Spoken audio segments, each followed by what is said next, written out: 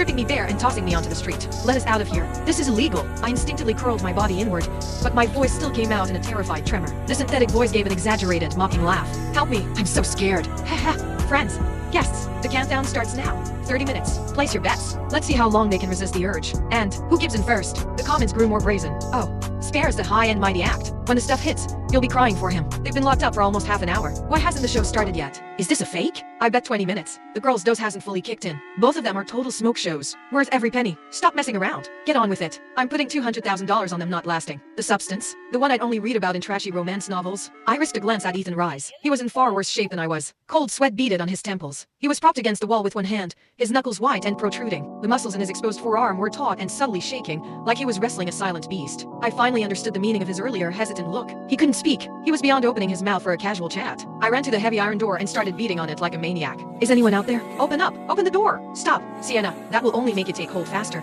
Ethan's voice cut through my panic. It was raspy, yet possessed a dangerous magnetism. His breathing was ragged and hot. In this suffocating situation, his voice was like a lethal attraction. A mortifying thought flashed through my mind. If he lunged at me, would I fight him? Or, I shivered, realizing I had already started spiraling into the forbidden thought. I kicked the door harder. It's been welded shut. Ethan spoke again. I spun around to face him, my heart hammering in my chest like a runaway train. Then what are we supposed to do? Wait to be overwhelmed by this uncomfortable heat? Or lose ourselves completely in front of 1,000 people? The words were out before I could stop them, and I instantly regretted it. The intense redness in his eyes flared, but he bit down hard, turning his face away. His throat convulsed violently. He was clearly struggling far more than I was. My words sounded like an accusation that he would take advantage of me. I'm sorry, I looked down, my voice catching on a sob. I'm just terrified. Don't worry, Ethan said, his fists clenched so tight his skin stretched white. Sweat was pouring down his forehead, soaking the back of his shirt. I will not touch you. Too loud.